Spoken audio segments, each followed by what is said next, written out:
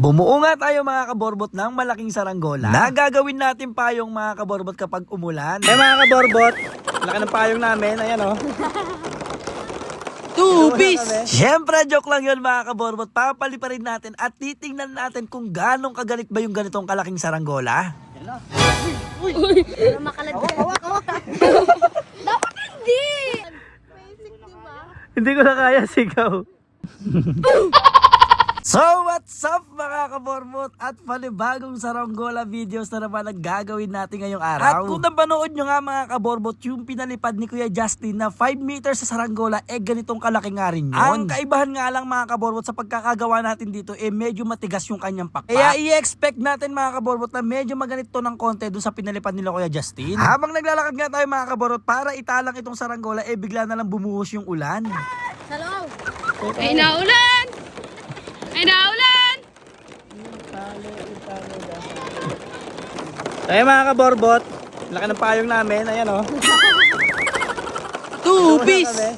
Kung napapaisip nga kayo mga kaborbot kung okay lang ba o safe ba na mabasa itong aming saranggola, okay na okay po yan. Dahil ang tela po na ginamit dyan ay ripstop nylon fabric. Yes po mga kaborbot, ito po ay water resistant. Kahit pa naulan mga kaborbot, basta may hangin pwede natin itong paliparin. Ganda pa nitong payong mga kaborbot. So kung gusto nyo ng payong, bili kayo ng saranggola. Matapos nga namin maghintay mga kaborbot, sa wakas tumila na rin ang ulan. At ang may lakas ng loob at nag-volunteer nga na maghihila ng saranggola natin walang iba kundi si Kuya JV. Dito nga nagpatulong na ako kay MJ para ihagis tong aming saranggola. At totoo lang mga kaborbot, mahirap talagang bitbitin mag-isa yan. At sadyang nakakangalay talaga. Takbo, takbo!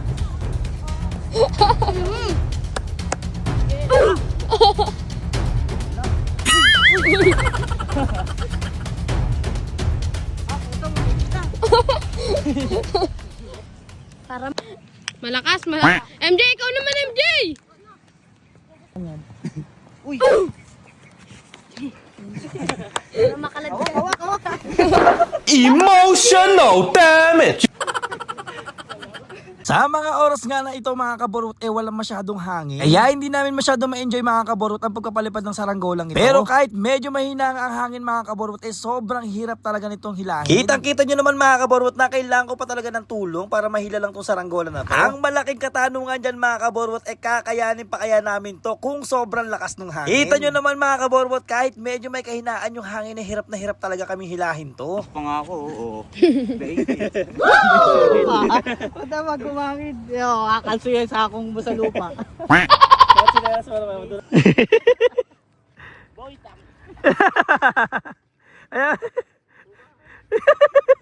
Ayaw yan. Basic, diba? Hindi ko na kaya sigaw.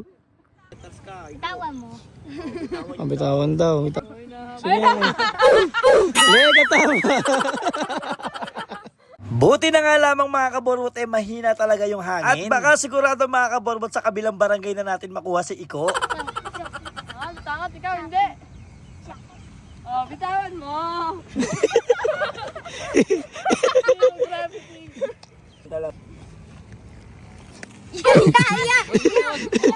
Huwag mataki sa damit. Pupulutin mo yung damit. Oh, grabe, lalakas sa mga kabataan dito mga kaborbot oh. Naghihila ng 5 meters.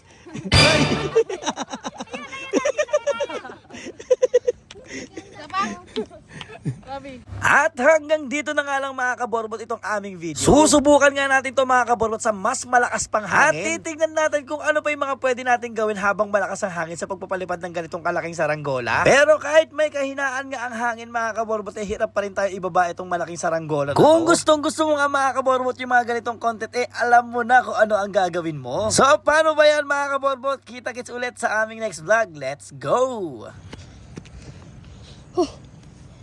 Laki.